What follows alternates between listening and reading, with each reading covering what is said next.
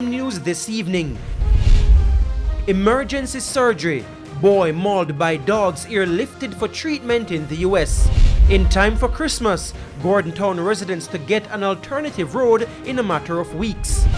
And underwater, St. Anne community in desperation as rains continue in that parish.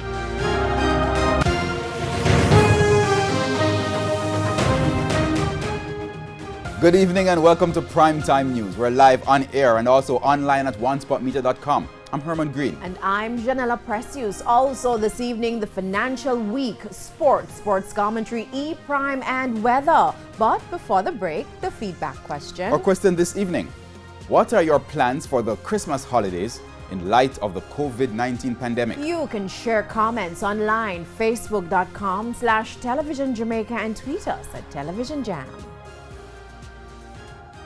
Please stay with us. Primetime News returns right after this break.